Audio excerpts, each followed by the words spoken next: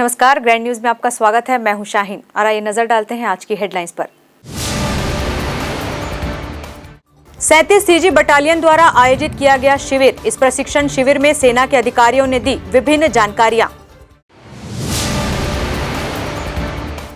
दुर्ग में कोरोना की तीसरी लहर की आशंका, 58 अंतर्राष्ट्रीय यात्री पहुंचे भिलाई दुर्ग। वहीं नए वेरिएंट से छत्तीसगढ़ को किया गया अलर्ट।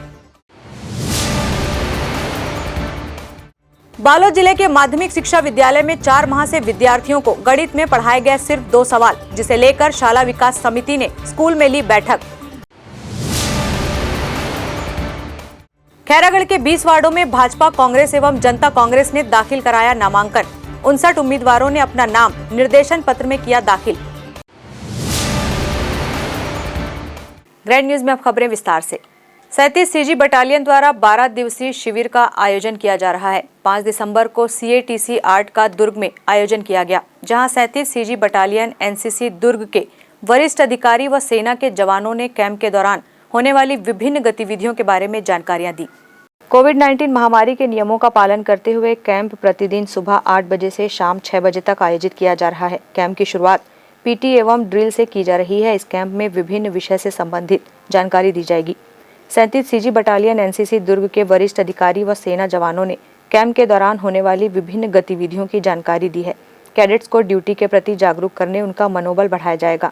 ANO एवं PI स्टाफ द्वारा विषय से संबंधित जानकारी जैसे डिजास्टर मैनेजमेंट, समय प्रबंधन, आपदा प्रबंधन, ऑर्गेनाइजेशन ऑफ NCC विषय से संबंधित जानकारी दी गई। कैडेटों को duties of NCC, personality development, motivation, leadership आदि विषयों से संबंधित जानकारी इस दौरान दी जाएगी। 22 राइफल, मैप रीडिंग और फायरिंग के बारे में भी कैडेट्स को जानकारी देकर इसका अभ्यास कराया जा रहा है। इस कैंप में 10 महाविद्यालयों के 250 कैडेट व 37 बटालियन NCC के वरिष्ठ अधिकारी व जवान शामिल हैं। रविशंकर स्टेडियम में NCC का 7 दिवसीय प्रशिक्षण शिविर C सर्टिफिकेट कैडेटों के लिए लगाया गया है।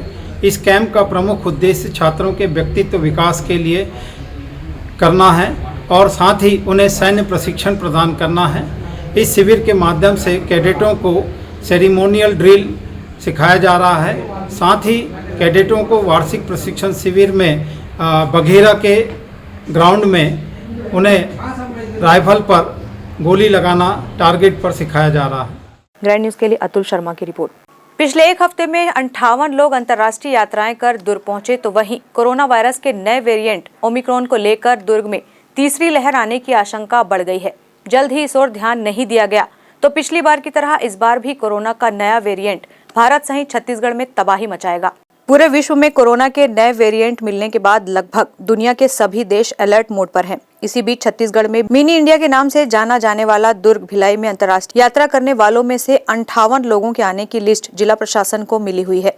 इसमें सभी लोगों को क्वारंटाइन कर टेस्टिंग के लिए सैंपल ले लिया गया है। गौरतलब है कि पिछले हफ्ते डिस्ट्रिक्ट सर्विस लॉन्च ऑफिसर ने 6 दिनों में इंटरनेशनल ट्रैवलिंग करने वाले लोगों की जानकारी दुर्ग जिला प्रशासन को दी थी, जिसके मुताबिक 6 दिनों में 58 लोगों ने अंतर्राष्ट्रीय जगह से यात्रा की है, जिसमें Canada, Dubai, Ireland, Sweden, West Africa, Chicago, Kuwait, Maldives, Qatar और नीदरलैंड से सिंगापुर, साइप्रस और USA से 15 लोग सूची में शामिल हैं। स्वास्थ्य विभाग को विदेश से जिले में लौटने वाले की पूरी लिस्ट उपलब्ध करवा दी जा रही है, जिसमें संपर्क नंबर के साथ उनके पते की जानकारी है। इसी बीच कोविड-19 की जांच कराने वाले केंद्रों में भीड़ धीरे धीरे बढ़ रही है। संकेत तीसरी लहर की ओर है। वहीं दूसरी ओर चुनाव के नाम पर लोग एक ही स्थान पर बड़ी संख्या में सभा और प्रचार के नाम पर इकट्ठा किए जा रहे हैं। दूसरी ओर कोरोना वायरस के नए मरीज मिलने से जिले में मरीजों की संख्या बढ़ रही है। गौरतलब है कि छत्तीसगढ़ में कोरोना की पहली और दूसरी लहर के दौरान सबसे तेजी से मामले दुर्ग जिले में प्रकाश में आए थे, जिसमें विदेश से आने वालों को शुरू में छोड़ दिया गया था। बाद में निर्देश मिले तब उनको होटलों और अलग अलग स्थानों पर क्वारंटाइन किया गया। तब तक स्थिति गंभीर हो चुकी थी। नए वेरिएंट ओमिक्रॉन मिलने के बाद बाहर से आने वाले लोगों को प्रॉपर टेस्टिंग, कोविड-19 प्रोटोकॉल का पालन नहीं किए जाने से जिले में तीसरी लहर की दस्तक देने की आशंका इसके चलते और बढ़ गई है। वहीं जिला अनलॉक होने के बाद से ही दूसरे देश और प्रदेश से आने वाले लोगों की संख्या लगातार बढ़ रही है। स्वास्थ्य विभाग की न उन पर नजर है और न ही उनके आने जाने वालों की। सिर्फ ट्रेन से आने वालों की जांच की जा रही है। सड़क मार्ग से परिवहन करने वालों की जांच नहीं की जा रही है, जिससे खतरा और बढ़ता जा रहा है। विदेश यात्रा करने वाले दुर्ग जिले में 66 लोग आ चुके हैं, जिसमें सभी को ट्रेस कर लिया गया है। मात्र 8 लोग, उनका गलत एड्रेस और नंबर मिल नहीं रहा है। वो हमारा एक चिंता का विषय है। हम लोग फिर से उसके लिए लेटर लिख के वहाँ से एरोड्रम से अथॉरिटी से पूछताछ जारी है। थर्ड लेयर को देखते हुए आप क्या व्यवस्था है? हमारे यहाँ विदेश से आने के लिए पूरे छत्तीसगढ़ में एक व्यवस्था है कि जो भी आएगा वो 7 दिन क्वारंटाइन अपन रहेगा और 8वां दिन उनका सैंपल लिया जाएगा। सैंपल अगर निगेटिव है तो फिर से 7 दिन वहीं अपने घर पे ही रहेगा। अगर पॉजिटिव है तो कोविड अस्पताल में उनको भर्ती करके इलाज करेंगे। तो ये प्रोटोकॉल है तो उसका हम लोग पालन कर रहे हैं। ग्रैंड न्यूज के लिए दुर्ग से बीना दुबे की रिपोर्ट। जिले के मोहंदीपाट गांव में संचालित माध्यमिक स्कूल में गणित के शिक्षक होने के बावजूद पढ़ाई के नाम पर महज 2 सवालों को हल कराया जा रहा है। जब शाला विकास समिति के सदस्यों व पालकों को इसकी जानकारी मिली तो स्कूल में बैठक आयोजित की गई। शाला विकास समिति के सदस्यों व पालकों को जानकारी मिलने के बाद जब स्कूल में बैठक आयोजित की गई और संबंधित शिक्षक से जानकारी चाहिए तो वह शाला विकास समिति के सदस्यों व पालकों के साथ अभद्रता करने पर उतर आए, जिसके चलते नाराज ग्रामीणों ने शिक्षक पर कार्रवाई करने कलेक्टर को ज्ञापन सौंपा। तो वहीं हायर सेकेंडरी स्कूल में गणित के शिक्षक व प्यून की कमी को दूर करने की बात भी कलेक्टर से कही। ग्रामीणों ने कलेक्टर से मुलाकात कर 10 दिसंबर तक समस्या का समाधान करने की बात कही है। इस दिवस तक समस्या नहीं सुलझने पर चक्का जाम करने की चेतावनी भी दी है। इस साल हमारे स्कूल में टीचर मैथ्स वाले थे, उनका डेथ हो गया, तो हमारे स्कूल में टीचर नहीं है मैथ्स के, तो हम लोग ट्यूशन जाते थे और ऑनलाइन क्लास करते थे। लेकिन जो ट्यूशन पढ़ाते थे वो भी कॉलेज वाले स्टूडेंट हैं, तो वो भी अब कॉलेज जाते हैं तो वो भी पढ़ाना छोड़ दिए। तो स्कूल में कोई पढ़ाने ही नहीं आता, तो मैथ्स के टीचर ही नहीं हम लोग के। तो कैसे पढ़ाई करते हैं आप लोग, क्या करते हैं, किस तरीके से? मोबाइल से करते हैं, उसमें भी ठीक से क्लियर नहीं हो पाता कॉन्सेप्ट। तो आगे किसी तरह से ग्राम पंचायत में या किसी तरह से मांग वगैरह कुछ किए हैं, अपनी बात भी रखे हैं क्या? हाँ, टीचर से बात करते हैं तो वो लोग भी ग्राम पंचायत में बात रखे हैं, आवेदन दिए हैं करके बताते हैं, लेकिन अभी तक कोई टीचर नहीं आ पाए हैं। हमारे यहाँ स्कूल में पढ़ाई के बच्चों की पढ़ाई लिखाई को लेकर बहुत ज़्यादा समस्या है। हमारे यहाँ माध्यमिक में स्कूल में 4 शिक्षक तो हैं, लेकिन एक तो हमेशा बाहर रहता है और एक अस्वस्थ है, और एक जो है प्रबंधन समिति या कि ग्राम पंचायत के प्रतिनिधि या कि पालक दी जाते हैं तो उन लोगों के साथ दुर्व्यवहार किया जाता है। उसके माध्यम से बोला जाता है कि ग्रामीण या कि प्रतिनिधि पागल है करके। यदि हमारे साथ कुछ भी बोलोगे तो हम आपके लिए केस कर देंगे, मानहानि के दावा ठोक देंगे, ऐसे करके धमकी दिया जाता है। इस समस्या को लेकर के हम लोग बीओ के पास, विधायक के पास और शिक्षा मंत्री प्लस गृह मंत्री के पास भी हम लोगों ने अपना निवेदन प्रस्तुत किए हैं, लेकिन अभी तक कुछ कार्रवाई नहीं किया गया है। तो इस समस्या को लेकर के ग्रामीण उग्र हो गए हैं और कलेक्टर साहब के पास प्रतिवेदन पहुंचाने के लिए हमें भेजा गया है कि यदि 10 तारीख तक हमारी मांग पूरा नहीं किया जाता है। Bureau report, grand news. Rajnandgaon जिले के 20 वार्डों वाले खैरागढ़ नगर पालिका परिषद चुनाव के नामांकन दाखिले के अंतिम दिन भाजपा कांग्रेस के साथ जनता कांग्रेस ने अपनी जोर आजमाइश की और अपने अपने प्रत्याशियों का नामांकन दाखिल कराया। नगरीय निकाय चुनाव के लिए राजनांदगांव जिले के खैरागढ़ नगर पालिका परिषद के 20 वार्डों में भी आम निर्वाचन की प्रक्रिया 20 दिसंबर को मतदान के साथ संपन्न होगी।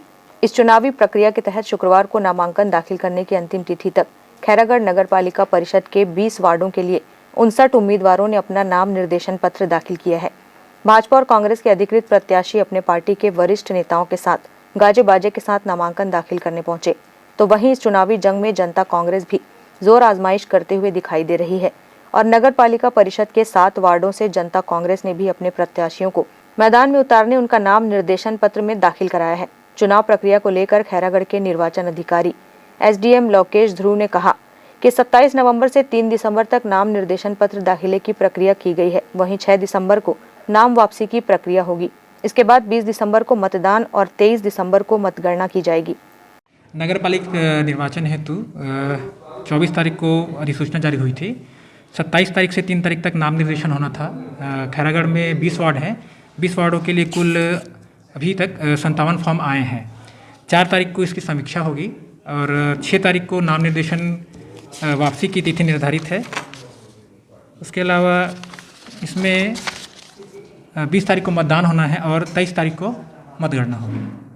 नए नियम के साथ इस बार नगर पालिका परिषद के अध्यक्ष का चुनाव निर्वाचित होकर आए पार्षद करेंगे, जिससे भाजपा कांग्रेस के लिए वार्ड में बहुमत बनाना अहम होगा, ताकि नगर पालिका परिषद के सत्ता में काबिज होने के साथ ही अध्यक्ष पद भी हासिल हो सके।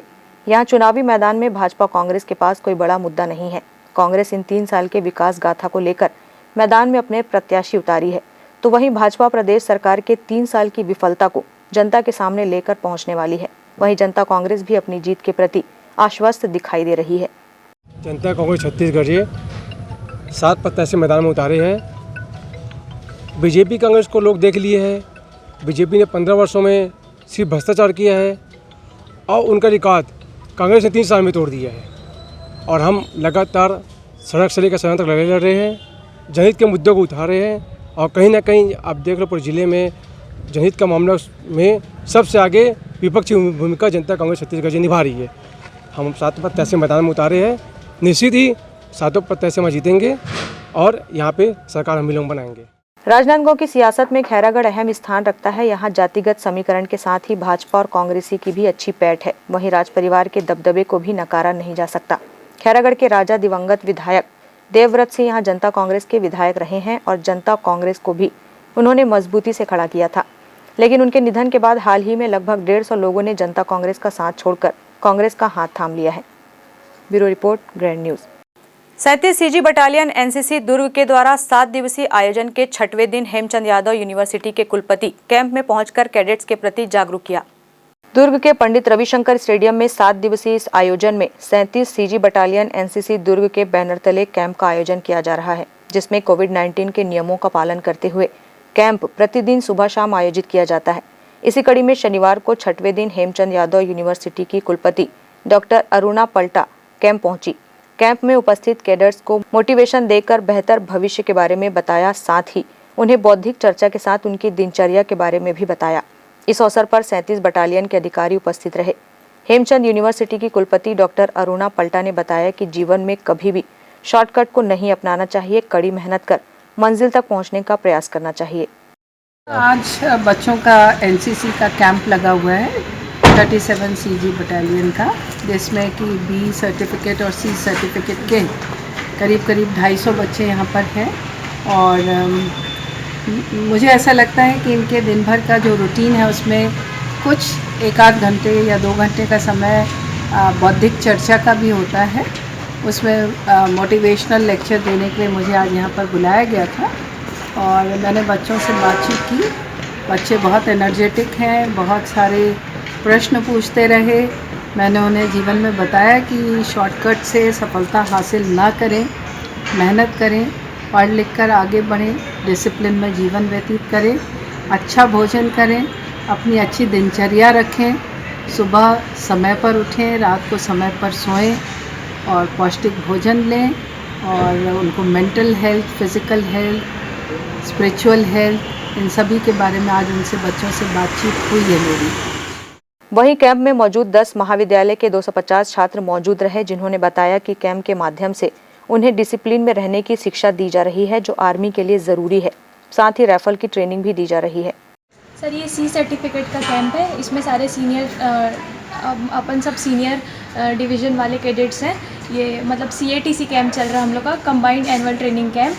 और इसमें हम लोग को बहुत सारी चीज़ों के बारे में जानकारी दी जा रही है। जैसे हमारा .22 राइफ़ल का हम लोग कल फायरिंग करने गए थे, तो हम लोग को फायरिंग का पोजीशन, फायरिंग का एम, टारगेट लेके हर कुछ सिखाया गया।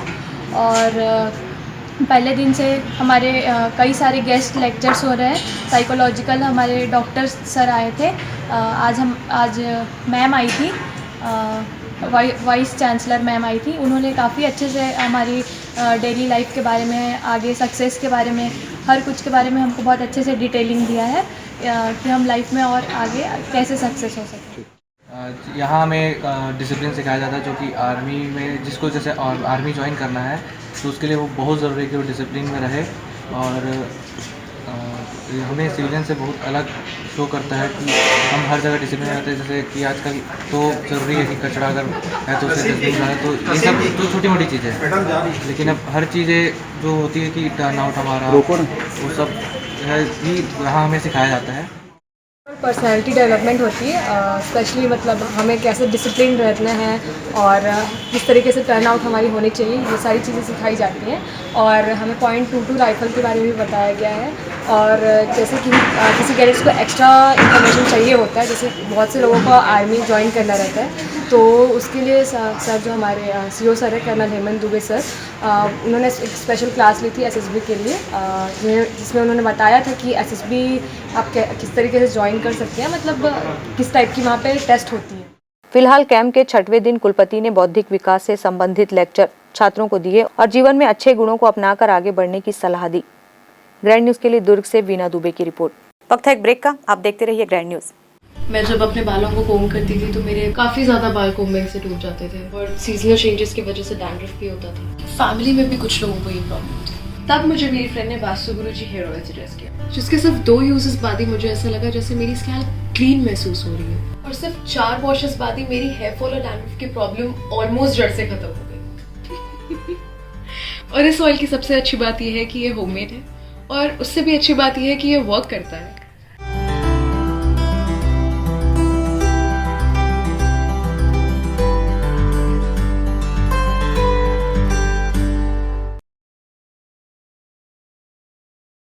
सेलिब्रेशन सफारी बारनावा पारा वाइल्ड लाइफ सेंचुरी में स्थित खूबसूरत cottage and rooms, Bastar art से सुसज्जित शानदार कॉटेज, सर्व सुविधा युक्त रूम्स, बाथटब युक्त बाथरूम, स्विमिंग पूल, बच्चों के खेलने के लिए पार्क, खान पान की व्यवस्था, प्रोफेशनल सर्विस, सेंचुरी घुमाने के लिए वाहन की व्यवस्था। सेलिब्रेशन सफारी बारनावा पारा। For booking and more details contact 9425507202।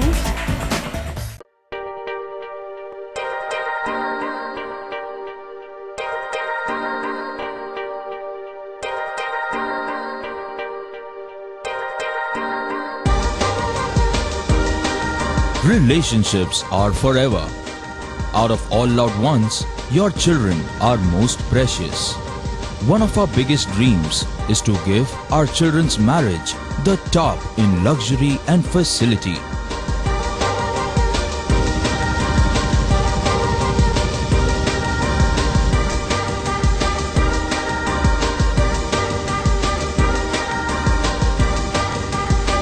In today's busy life, you cannot afford to take time out for everything to be perfect for your marriage. And you cannot compromise on quality of service for your guests. Our customized marriage packages are made just according to your wish. This presentation will acquaint you with the different luxury packed marriage packages available. This package has an elaborate menu with 60 mouth-watering items. Bharat Swagat including welcome drink, snacks and sweets. A breathtakingly decorated welcome gate and the arena decorated with flowers. To give you the best colors in view, we organize special light effects for all areas. We take care of decorating the groom's car to its best attire, and exclusive DJ beats for extreme fun, and valet parking to make your guests feel like an emperor. Our exclusive add-ons give you unlimited freedom to customize your ceremony to its best. Break के बाद आपका स्वागत है। भिलाई नगर निगम के चुनाव में अब घमासान होने वाला है, क्योंकि भाजपा और कांग्रेस को छोड़कर नाराज प्रत्याशियों ने जोगी कांग्रेस का दामन थामा। वृंदानगर वार्ड 29 के पार्षद पी जयकुमार सोनू का कहना है कि कांग्रेस में कई दिनों से जमीनी स्तर पर काम करने के बाद भी उन्हें टिकट नहीं दिया गया। इससे नाराज होकर कांग्रेस कार्यकर्ता सोनू अब जोगी कांग्रेस जे का दामन थामकर चुनाव मैदान पर उतर गए हैं। उनका कहना है कि कई वर्षों से कांग्रेस पार्टी की सेवा करते रहे, लेकिन पार्षद के चुनाव में टिकट नहीं देने का कारण समझ नहीं आ रहा है। इसलिए वार्ड पार्षद सोनू जोगी कांग्रेस जे चुनाव लड़के विजय प्राप्त करना चाहते हैं। साथ ही वार्ड वालों ने उनका भरपूर सहयोग किया है, क्योंकि वे हर छोटी मोटी समस्याओं को लोगों के बीच जाकर उसका समाधान करते हैं। हम लोगों की पार्टी ही कार्यकर्ताओं को मौका देने के लिए बनी है, और इसी कड़ी में हम जानते हैं कि ये जो वार्ड है जहाँ पे गंदगी का अंबार रहता है, इस क्षेत्र में सोनू निरंतर पिछले कोविड के समय में भी अपनी सेवाएं देता रहा, कोविड से निडर होकर लड़ता रहा और जनता को अपनी सेवा पहुंचाता रहा। और ये पूरी जनता मेरे पास आई थी कल 2 दिन पहले, और वो लोग चाहते थे कि सोनू को टिकट दिया जाए और हम लोग जिता के ये सीट जोगी कांग्रेस को देंगे। हम इस आधार पे जोगी कांग्रेस ने इस सीट को दिया है। जय भैया। इस वार्ड में बहुत सारी संभावनाएं थी विकास की गाथा गढ़ने की, लेकिन एक ही परिवार के कब्जा होने के कारण लगातार कहीं ना कहीं ये काम नहीं हो पा रहा था।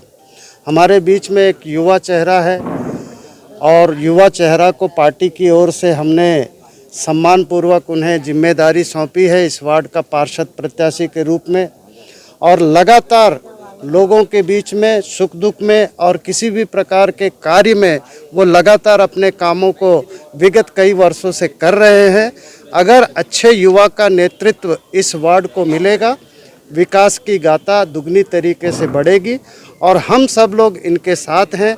और चूँकि ये बहुत अच्छी क्षेत्र माना जाता है वृंदानगर, जिसमें कमज़ोर वर्ग के ज़्यादातर लोग रहते हैं, उसके सुख दुख की साथी की आवश्यकता है और इस समय सोनू को हम उसी दिशा में देख रहे हैं। निश्चित रूप से आने वाला समय में इन सब का साथी बनकर वो चलेगा। हम उम्मीद करते हैं कि आने वाला समय के लिए हमारा पार्षद बनकर यहाँ पे एक नया आयाम गढ़ेगा। कांग्रेस पार्टी से बहुत ईमानदारी से 5-10 साल से जुड़ा हुआ था, लेकिन इस बार कांग्रेस पार्टी ने मुझे वो मौका नहीं दिया, जिसके चलते मैं जहीर भैया के थ्रू जनता कांग्रेस जो है हमारे जोगी जी की जो पार्टी है, उस पार्टी से मुझे मौका मिला और मैं पूरे युवाओं के साथ ये मैं पूरे वार्ड वासियों की चीज़ कहना चाहता हूँ कि इस बार हम जनता कांग्रेस के सीट पे जीतेंगे। और जितने आप देख सकते हो कि 20 सालों से जो निगम को बने हुए 20 साल हो गया, और 20 सालों से एक ही परिवार के कभी वाइफ लड़ रही है तो कभी हस्बैंड लड़ रहे हैं और कोई विकास कार्य नहीं हुआ है और कोई युवा उनसे खुश नहीं है। ग्रैंड न्यूज के लिए अतुल शर्मा की रिपोर्ट। 11वीं शरीफ के अवसर पर दुर्ग के गैरेज लाइन द्वारा आम लंगर का आयोजन किया गया, जिसमें सभी धर्म व समुदाय के लोगों ने लंगर ग्रहण किया। 11वीं शरीफ के मौके पर दुर्ग के गैरेज लाइन मोटर मैकेनिकों द्वारा दुर्ग के रविशंकर स्टेडियम स्थित गैरेज लाइन में शनिवार को आम लंगर का आयोजन किया गया, जिसमें सभी धर्म व समुदाय का सहयोग रहा और बड़ी संख्या में लोग इस लंगर के आयोजन में पहुंचे और लंगर ग्रहण किया। गौरतलब है कि मुस्लिम समाज द्वारा गौसपाक के नाम से इस महीने फातिहा दिलाई जाती है, जिसके चलते गैरेज लाइन के युवाओं द्वारा लगातार 20 वर्षों से इस तरह का आयोजन किया जा रहा है, जिसमें शनिवार को आयोजित लंगर में महिलाओं के लिए भी विशेष इंतजाम रखा गया था। इस आयोजन को लेकर गैरेज लाइन के युवाओं ने अपनी प्रतिक्रिया दी। यहाँ पर ऐसा है कि एकता समिति है स्टेडियम कमेटी की, जो सारे समाज के लोग आते हैं यहाँ पे खाना खाते हैं और अपना सहयोग भी करते हैं। आयोजन है 11वीं शरीफ का लंगर किया जा रहा है। तकरीबन 20 वर्षों से हमारे गैरेज लाइन में हिंदू मुस्लिम सिख ईसाई आपसी कौमी एकता का परिचय देते हुए लगातार 20 वर्षों से आयोजन कराया जाता है, जिसमें पूरे दुर्ग शहर और आसपास के गाँव से भी लोग आकर लंगर ग्रहण करते हैं और खुशियाँ से इस कार्यक्रम को आयोजित किया जाता है। लगातार 20 साल होते गए हैं इसमें, और मैं सभी जो इस कार्यक्रम में हिस्सा लेते हैं उनको दिल से मुबारकबाद देता हूँ कि आपसी कौमी एकता और भाईचारा की इससे बड़ी मिसाल मैंने और कहीं नहीं देखी है। बहुत बड़ा प्रोग्राम, भूखों को खाना, प्यासों को पानी पिलाना, ये बहुत नेक काम और अच्छा काम है और इसकी 20 साल तक के अगर ये कंप्लीट हो गए, यकीनन मैं चाहूँगा कि ये लगातार ऐसा ही जारी रहे। जी। फिलहाल 20 वर्षों से आयोजित इस आयोजन का मुख्य उद्देश्य देश में अमन और शांति कायम करना है। ग्रैंड न्यूज के लिए दुर्ग से वीना दुबे की रिपोर्ट। बेमेतरा जिले में कोविड-19 महामारी से लोगों को बचाने के लिए शासन द्वारा 4 दिसंबर को टीकाकरण महाअभियान चलाया गया, जहां लोगों को टीकाकरण लगाने के लिए प्रेरित किया गया। शनिवार सुबह 8 बजे से रात 8 बजे तक यह अभियान चलाया जा रहा है। इस अभियान के तहत 18 वर्ष या अधिक आयु वर्ग के लोगों को टीकाकृत किया जा रहा है। टीकाकरण को बढ़ावा देने के लिए घर घर दस्तक अभियान के तहत नागरिकों को टीकाकरण के लिए प्रेरित किया जा रहा है। शनिवार को बेमेतरा जिले में लगभग 1.5 लाख लोगों को टीका लगाने का लक्ष्य रखा गया है। इसके लिए जिला स्तर के अधिकारी को नोडल अधिकारी नियुक्त किया गया है। जिन जिन स्थानों में उनकी ड्यूटी लगी है उस मैदानी क्षेत्र का भ्रमण कर टीकाकरण करें। आम नागरिकों में टीकाकरण के लिए जो डर भय बना हुआ है उसे दूर करें। कलेक्टर के निर्देश पर हर घर दस्तक अभियान के कार्य के लिए जिला पंचायत सीईओ, चारों अनुविभागीय अधिकारी, राजस्व, मुख्य चिकित्सा एवं स्वास्थ्य अधिकारी, सिविल सर्जन, जनपद सीईओ व नगरीय निकाय के सीएमओ, बीएमओ, रोजगार सहायक, पंचायत सचिव, पटवारी, आंगनबाड़ी कार्यकर्ता व कोटवार की प्रमुख भूमिका रही है। शहर में और बेमेतरा जिले में टीकाकरण जो है धीमी गति से चल रहा था, तो लोगों में जागरूकता की कमी थी। लोगों को बताया गया है कि वैक्सीन के फायदे क्या है और कलेक्टर सर के आह्वान पे आज 4 दिसंबर को टीकाकरण महाअभियान का आयोजन किया गया है, जिसमें सवेरे 8 बजे से लेकर रात को 8 बजे तक टीकाकरण होगा। ऐसी उम्मीद है कि लोग जागरूक हो रहे हैं और लगातार टीकाकरण अपना करवा रहे हैं। Bureau report, grand news. Bemetara जिले के पंचायत मारो देवकर के वार्ड 7 अनुसूचित जनजाति आरक्षित सीट व थान खमरिया के वार्ड क्रमांक 11 के 2 वार्ड पार्षदों ने उपचुनाव के अंतिम दिन शक्ति प्रदर्शन के साथ अपना नामांकन जमा किया। नगर पालिका के वार्ड नंबर 5 व 11 में पार्षद पद के लिए कांग्रेस द्वारा घोषित उम्मीदवार राजू साहू व शिल्पी मिश्रा की नामांकन रैली बेमेतरा विधायक कार्यालय से प्रारंभ हुई। जिला कलेक्ट्रेट में विधायक आशीष छाबड़ा और जिला कांग्रेस अध्यक्ष बंसी पटेल सहित अनेक कांग्रेसी कार्यकर्ताओं की उपस्थिति में नामांकन दाखिल किया गया। नगर पंचायत मारो में पार्षद पद के लिए गुरुवार को 15 उम्मीदवारों ने फॉर्म जमा किया है व 8 उम्मीदवारों ने नामांकन फॉर्म खरीदा है। तहसीलदार नानघाट प्रकाश साहू व सहायक रिटर्निंग अधिकारी व मुख्य नगर पंचायत मारो आरपी नेताम है। बेमेतरा के वार्ड नंबर 11 में अब तक भाजपा उम्मीदवार की घोषणा नहीं हुई है। भाजपा भी अपने पदाधिकारियों सहित नामांकन दाखिल करने कलेक्ट्रेट पहुंचे। इससे पहले यहां से भाजपा के अधिकृत उम्मीदवार नीतू कोठारी ने जीत दर्ज की थी। पार्टी से निष्कासित कर दिए जाने के बाद पार्षद पद से इस्तीफा दे दिया था, जिसके चलते यहां उपचुनाव हो रहा है। जिस वार्ड से 2 साल पहले भाजपा उम्मीदवार की जबरदस्त जीत हुई थी, वहीं अभी तक पार्टी के अधिकृत उम्मीदवार तय नहीं हो पाना एक विडंबना है। 2 वार्डों में चुनाव की स्थिति बनी है, जिसमें वार्ड क्रमांक 5 और वार्ड क्रमांक 11, जिसमें कांग्रेस पार्टी ने अधिकृत प्रत्याशी के रूप में वार्ड नंबर 5 में राजू साहू और 11 में शिल्पी मिश्रा को अधिकृत किया है। उनका नामांकन दाखिल करने पूरे कांग्रेस पार्टी के जिला अध्यक्ष के साथ हम सब यहाँ उपस्थित हैं। नंबर 11 से भारतीय जनता पार्टी के प्रत्याशी पूनम ठाकुर जी के नामांकन के लिए हम लोग सफाए थे। हमारे पूर्व नगर पालिका अध्यक्ष विजय सिंह जी, युवा मोर्चा के अध्यक्ष परमेश्वर मंडल अध्यक्ष मंत्री साहू जी, हर्ष तिवारी जी, विशा चौबे सहित हमारे सभी कार्यकर्ता यहाँ उपस्थित हैं। Bureau report, grand news. शासन द्वारा दिए गए प्रोत्साहन राशि को वापस लेने व अन्य मुद्दों को लेकर मितानिनों ने 1 दिवसीय धरना प्रदर्शन किया और मुख्यमंत्री के नाम कलेक्टर को ज्ञापन सौंपा। तहसील कार्यालय में मितानिनों ने रैली में तब्दील होकर मुख्य जिला स्वास्थ्य व चिकित्सा अधिकारी कार्यालय में ज्ञापन सौंपा। इसके बाद हजारों की संख्या में मितानिनों ने रैली निकालकर मुख्यमंत्री के नाम कलेक्टर को ज्ञापन सौंपा, जिसमें कलेक्टर के मौखिक रूप से आश्वासन के बाद वे टीकाकरण के महाअभियान में शामिल होने की बात कर रहे हैं। कलेक्टर ने मौखिक आश्वासन देकर कहा कि उनको दिए गए प्रोत्साहन राशि व अन्य मांगों को छत्तीसगढ़ शासन के पास रखने की बात कही है। गौरतलब हो कि शासन द्वारा मितानिनों को कोरोना काल में किए गए अच्छे कार्य के लिए प्रोत्साहन राशि दिए जाने हेतु आदेश जारी किया गया था, जिसके तहत इसे 4 माह तक की राशि मिल चुकी थी, किंतु वर्तमान में दी गई राशि को वापस लिया जा रहा है और क्षतिपूर्ति में से 1-1 हजार रुपए की कटौती की जा रही है, जिसे लेकर मितानिनों व प्रशिक्षकों में रोष व्याप्त है और वे विशाल धरना प्रदर्शन कर रहे हैं। को जब से कोविड स्टार्ट हुआ था तो माननीय मुख्यमंत्री द्वारा ये घोषणा किया गया था कि मितानिन जितना कोविड में अभी सहयोग कर रही है तो उनको प्रोत्साहन राशि स्वरूप 1,000 रुपये प्रति माह दिया जाएगा, और वो दिया भी गया था 4 महीने का हमारे मितानिन को और मितानिन के जो ट्रेनर हैं उनको। लेकिन वो एन दिवाली के पहले जो भुगतान इनका होना है प्रोत्साहन राशि का, तो उसमें हम लोग को बिना सूचना दिए सीधा 2-2 हज़ार रुपये इनका माइनस कर दिया गया, जिस वजह से ये लोग वही बोले कि दीदी जब हम लोग तो मंगे थे नहीं और नहीं मंगे थे तब भी हमको दिया गया और बिना सूचना के हमसे वापस ले लिया गया। तो अभी जो घर घर दस्तक वाला टीकाकरण वाला अभियान में हम लोग सहयोग नहीं करेंगे। में पैसे दिए गए थे, उसमें कुछ दिक्कत ये थी कि जो आदेश आया था उसमें ये स्पष्ट नहीं था कि अभी तुरंत दे दो, लेकिन हमारे यहाँ के डीटीएम और जो उस समय अकाउंट के मैनेजर थे उनने मितानिन के साथ ज़्यादा सद्भावना देते हुए तुरंत उसको रिलीज़ कर दिया, और उसके बाद वो आदेश आया कि इनका नहीं देना। इसके लिए हम लोगों ने शासन को लिखा है, इसको कलेक्टर साहब के माध्यम से भी शासन को लिखा है, और शासन के वहाँ से निर्णय होने के बाद और बाकी जो कटौती थे वो बंद कर दिया गया है कलेक्टर साहब के आदेश। Bureau report, grand news. Grand news की खबरों में फिलहाल इतना ही। अब इजाजत दीजिए, नमस्कार।